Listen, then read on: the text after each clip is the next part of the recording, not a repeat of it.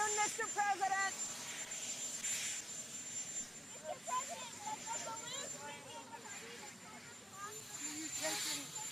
Does the balloon weaken U.S.-Chinese relations? No. We've made it clear to China what we're going to do. They understand our position. We're not going to back off. We did the right thing. And there's not a question of weakening or strengthening. It's just reality. You've known about the balloon program for some time. Has it always been your view to shoot down a Chinese spy balloon, or was it only because it became public? Oh, no. It was always my position. Once it came over into the United States from Canada, I told the Defense Department wanted to shoot it down as soon as it was appropriate. They concluded we should not shoot it down over land. It was not a serious threat, and we should wait till it got across the water. Does this change your speech tomorrow night, sir, and your foreign policy message? We should keep them here. That's a totally different situation.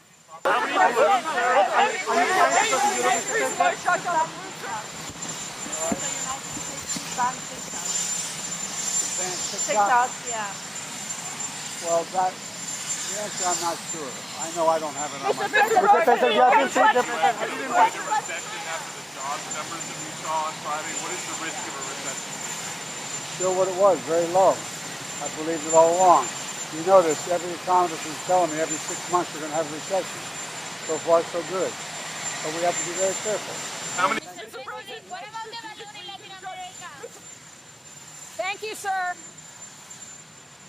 Maybe rationale on the why. Can you talk about how you guys are thinking through the next steps in this relationship given the cancellation of Secretary? So look, our approach with China has been pretty clear, and we've been very clear about this, and it will continue to be calm, resolute, and practical. That is not going to change on how we're going to move forward with our relationship with China, with our diplomatic conversations as we move beyond this. The President has been clear. We have been and will continue to keep open lines of communications, and it's up to China to show it is serious about its words of being a responsible country, that it wants to build on the meeting that the President and President had with President Xi very recently. And so it's up to China to figure out what kind of relationship that they want. So as we mentioned, and you heard my colleagues from NSC, that we are prepared, the Intelligence Committee is indeed prepared to offer key officials, as you were just laying out, from the Trump administration on the briefings on this PRC surveillance program. And so we're not going to get into who are those key officials. From here, I would refer you to the intelligence community on those logistics on when it's going to happen and who those key officials would be. But again, we are prepared. We are willing to have that conversations, to do the briefing, but just not going to get into the specifics of who. The balloon was shot down. There were communications between the administration and their Chinese counterparts. All right. Good afternoon, everyone. Is there any active planning for the Secretary to go back? What kind of a timeline are we looking at? Can you detail these when conditions allow? What are they?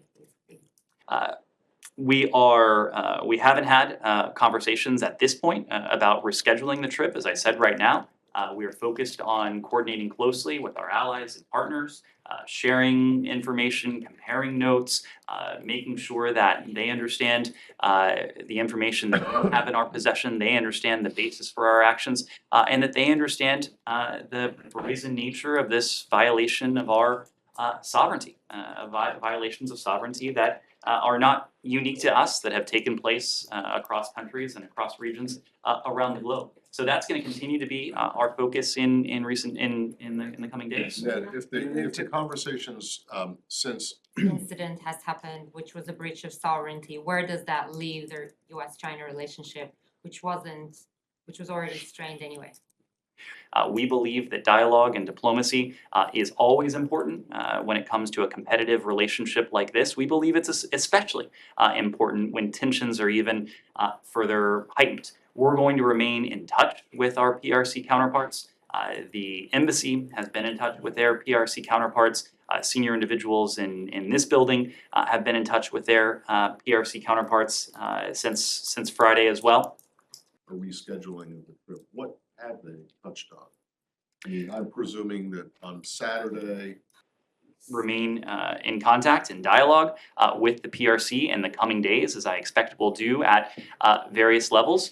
When we'll determine when it's appropriate to potentially look to travel to the PRC to have the type of discussion that we think it's incumbent on our countries to have. What else did these conversations go over? By taking this irresponsible and ultimately unacceptable act, the PRC in effect undermined the point of what was to have been that face-to-face diplomacy. That in no way devalues the importance, the indispensability of face-to-face diplomacy in general. I suspect there will be opportunities going forward for the Secretary to engage in that face-to-face diplomacy. After all, we didn't cancel this meeting, we postponed it. We postponed it until such a time where it would be appropriate for the Secretary to travel to Beijing to have the type of meeting that we hope to have. Overreacted due to domestic political pressure, since this incident happened, a similar incident happened before,